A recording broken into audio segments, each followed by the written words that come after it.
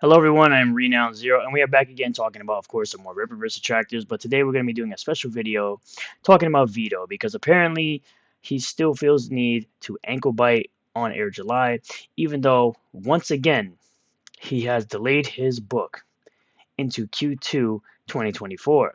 Now he felt the need to come on my timeline thinking he was going to spew some nonsense because he saw some shorts that involved him, which by the way, I got some more shorts on the way that I need to work on that have to do with him and his not put out book. See, I'm already rocking the Alpha Core stuff. I got all my Alpha Core merch, and of course, I flex on a bunch of people. Wanted to talk about how I don't know anything outside of indie books besides ISOM. Completely flex on them. They think, oh, everything I do is a flex. It's like, y'all are the ones that claim that only thing I support is ISOM and the only thing I support is Rippaverse when I have bought more indie books than all you people who claim that you're all about that indie comic scene. Meanwhile, I'm up here putting out pictures of my collection of books, and then y'all got nothing to say. All you out here want to be talking about you got this book and that book, yet you've never posted receipts of purchasing said books. You've definitely never put out receipts of backing Vito's Super Killer or anything like that. But let's jump right into it. Of course, Alpha Core #1 campaign as of recording on this video.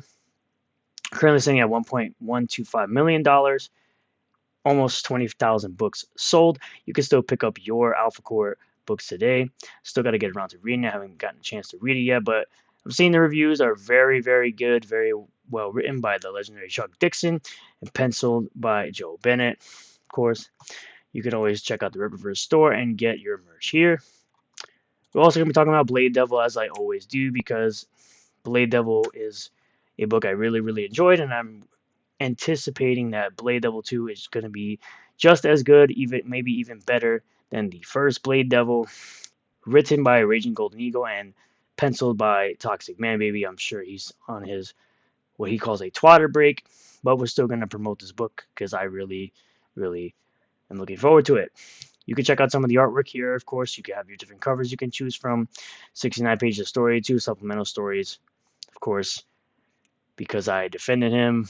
People think weird things of me, which is strange because I defended some drawings of adults.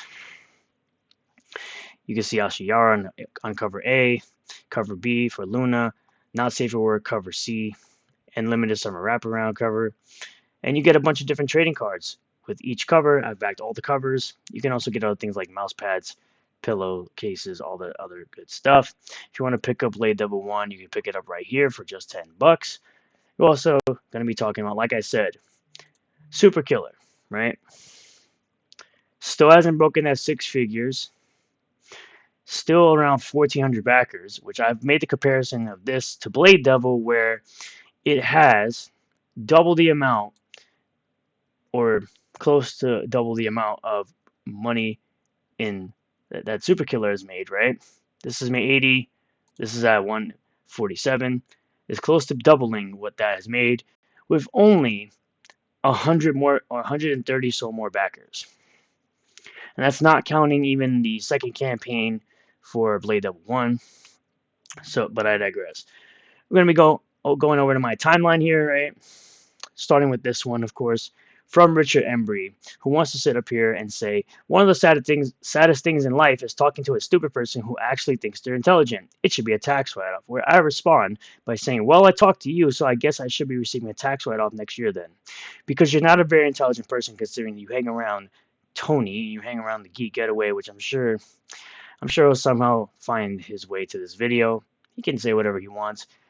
I have him completely muted. I don't really care. Haven't cared about him in months because he's not important. He's not relevant, and the only thing he does is talk negatively about Riververse and claims all the money he gets. Meanwhile, if he talks about anything else that's nothing to do with Riververse, nobody cares, including him putting out his own comic.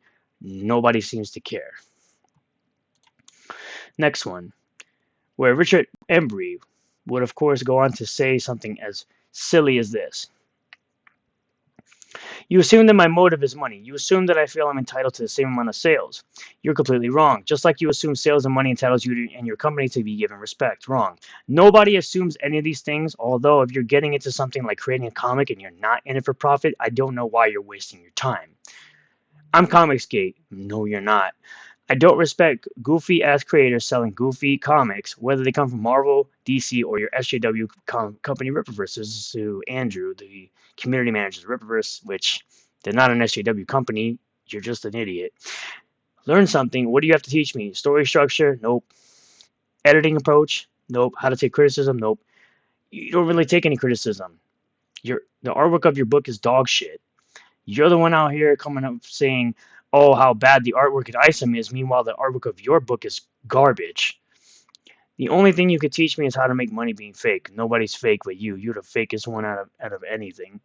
So, because being fake is how you got the sales you have now. No, they got the sales by being honest, loyal to the fan base, giving the fan base what they want, not constantly talking crap about other creators, just focusing on the craft and focusing on their work.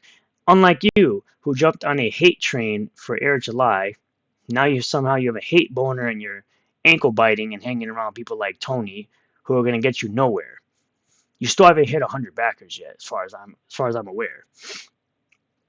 Because being fake is how you got the sales you have now, from fake gangster to fake libertarian to fake Stan Lee. Hopefully someone screenshots this since you have on a block. See, the thing about that is that no one wants to deal with you because you're annoying. I personally don't care. We have our back and forths, but sure, I want your comments to succeed. And I keep telling you constantly, over and over, focus on your own stuff. Focus on your book. Stop wounding yourself up in all this drama. Be like Tyler, who's creating something like Super Plumber Sisters, which I'm currently waiting for. And just do that. Stop being a baby and stop freaking telling other people how they should act or how they're acting and all this other stuff. Stop hanging around fake ass people like Tony, and you might get somewhere in life. But I did respond. I said, as usual, this man reeks of jealousy and envy. The fact that you suggested that you are not in it for the money is laughable, considering how much you care about how many backers you get. You're not great at marketing, you're not humble at all, and you hang around other failures just like you. The usual suspects in the comments of this thread, too. No one takes you serious except for a bunch of actual grifting, ankle-biting mofos who make money by biting at more successful individuals and crying constantly trying to count another man's money. Ripper versus SJW, haha, that's laughable. You cry like one every single day about what Ripper is doing. That's your most notable quality. So, moving on to the next thing. Did neurotic go to prison? Seems like a low blow. I said, this is the dumb crap you say when you don't know about the inside jokes. This was, of course, Cheap City and saying rare image of Braxwell shortly after he buckled neurotic during a bust, in reference to the old looking dude with the electrical powers. This is, of course, Vito right here admitting that he'll never stop ripping on Eric and his brain dead call is my duty. And this is why your book's never going to get done. Because you keep doing stuff like this. And of course, like I said, he found my short videos talking about items I've received before Super Kill has been delivered. And he says, I'll send you a free copy if you promise to review it. And I say, if this is what you feel you need to do, but for the most part, I'm not interested and I doubt my audience will be. Thanks for reminding me, though. I have more of these to put out. Here it is. Richard Embry saying, I figured out that work on your craft means you're messing up the grift. Be quiet. No, I said, no, it means work on your craft. It's that simple. Of course, you have Weirdo Frosty, who's always in everybody's comments. This is the same guy who's always like, what's your favorite part of ISOM? What's your favorite part about being a loser? Because you're actually a loser. And you've shown the internet how much of a loser you are. Nobody cares what you have to say. This person saying, same dude had this response to these comments from Nick. Pretty sure he's actually retard level IQ. He wouldn't be able to read something not written in Ebonics. Nice of you to try to donate to the needy, though. I guarantee I have more money than you. I guarantee I'm more successful than you. I guarantee I'm stronger than you. But if you want to say all the crap you want to say, you go right ahead. I don't care. You're pretty much a nobody. This is actually from October 18th when I was responding to this clip of Nick Ricada, right? As usual, people bringing up old stuff that don't really matter. I said, did my opinion of Grandmaster Nick. offend you that much, you weirdo. Oh no, you called me a retard. How will I ever go on in life? This is something I call people constantly because you guys all act like one. Here's a mother drink while she was pregnant. Of course, referring to me. Nice interaction you got there about me. A whole 0 likes. Cry about me more. I'm sure that will help you feel better in your miserable life. Holy cow, this dude is the piggiest of them all. Of course, he posted me putting up my purchase of my Alpha Core stuff, right? I feel proud of this considering Bruce's purchases. Of course, big baller Bruce, who gets one of everything usually. I still don't get this mentality of quote pay pigs. To you idiots, this just means I'm paying money for a product I want and receiving said product. You just all sound like a bunch of brokies and miserable people. By the way, I have another order coming. Cope. Bruce responding, of course, gotta love broke bitches labeling supporters quote pay pigs since they have neither they neither support nor have the funds to support the things they claim to love. Men sweating other men's money is top end pathetic and as always because as it gets it's weird as it gets. It's probably missing something here, obviously, but I can understand it. This is Vito responding to me saying, it's not what I, quote, feel I need to do. It's an offer, you dummy. You're so obsessed with the launch day of my book, you think you'd want to actually read it. No, I'm obsessed with the fact that I love to call out your hypocrisy because you're always clamoring and biting at Eric July's ankles, talking about how his books are crap and this and that. Meanwhile, you haven't put out a book yet and you keep constantly delaying it. And I said, I mean, you seem to be obsessed with another man's project and company while simultaneously being behind on your own work and while being racist all at the same time because he called Eric July a knuckle dragging imbecile, which he misspelled imbecile.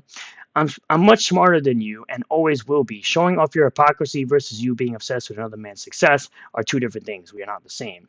This was, of course, the update that he put out right here. That says, Happy Holidays, boys and girls. Jolly old Santa Vito is here to update you on the status of the indie comic phenomenon such as known as Superkiller #1. It's not a phenomenon when it's the first issue. So let me just cut straight through the noise and hit you with 2 important points. The estimated fulfillment date is moving to Q2 2024. The delay is going to help make the book freaking awesome. Nobody cares. Really, nobody cares. But this is the part right here, right? It says, now I know there are some very strange. Now I know there are some very strange lunatics who like to claim that delaying a comic book is some massive insult to the customer. I think it's exactly the opposite. It's a promise to you that we refuse to release a dog biscuit of a book and that we won't deliver the goods until we know they're worth your time and your money. Point is, if you want a book rushed to print featuring cheap overseas art house labor, he's referring to the Brazilian artists that Eric July uses for his books, and written by a knuckle-dragging imbecile, I have a few titles I can recommend. If you want a truly kick-ass story lovingly prepared by real artists, then prepare for a super killer. Nobody should prepare for this. You got 11 comments, by the way. Didn't really get much for that. Right? All right, where are we here? Okay. So, and of course, people are saying, "Oh, my audience, right?" And I said, "Yup, my audience," because I rather spend my time making content for the people that are watching my stuff. I said, "You all make your jealousy so obvious when you post on this app, Cope." I also have another one, "What audience?" And I post my subscriber count, and I say, "Thanks for playing." This person thinks I'm grifting or clout chasing. Meanwhile, I'm saying, looking at the followers to like ratio because he compared my followers to Vito's followers. I said, looking at the followers to like ratio, he's about as relevant as Dick Masterson. 25K followers, but can't muster up 100 likes on recent posts. Cope, we are not the same, which is where I showed this. He got 43 likes talking about me. Meanwhile, I posted his update and I said, here's my update. Here's his update right here. And I got 61 likes, 56K views. It's probably still growing because people are still seeing this. It's probably way more likes than that by now, right? But somehow I'm clout chasing. At least we debunked the claim that Vito doesn't have more clout than you that you're leeching off of. Hell, that's the only reason I know who you are. You really should be thanking him for giving you relevancy. I've had relevancy prior to Vito's bitch ass. I'm not thanking no one for crap. I built my own platform making the content I want to make without having to latch onto someone's ankles and constantly biting on them for trying to be relevant. That's the difference between Vito and myself. People actually care what I have to say, and that's when I posted this again, that more people were viewing my post over his. Shocking. Vito has done many things that you'll never be able to do. One, which is losing 30 pounds. I was like, he's still obese. Losing 30 pounds is not an accomplishment. Very easy to do. Shout out to Avery Parker here. Says 30 pounds for him though. That's a hell of accomplishment. Shout out to that. May he stay on the path of greatness and bettering himself. I don't think that's going to be anything. If it's so easy, why are you so fat? Oh, you mean like those old pictures your drunken fats use to try to shame me, bro? That doesn't work. I'm a grown ass man. I don't get offended like other fat retards that are fat. I don't get offended because, for one, you're looking at old pictures of me. People's bodies can change in a year and a half, but because you're looking at old photos and you have fat retards telling you the narrative or spinning the narrative the way they want you to see it, why do I care what y'all think? Y'all are lying about me constantly, so why the hell would I care what y'all think?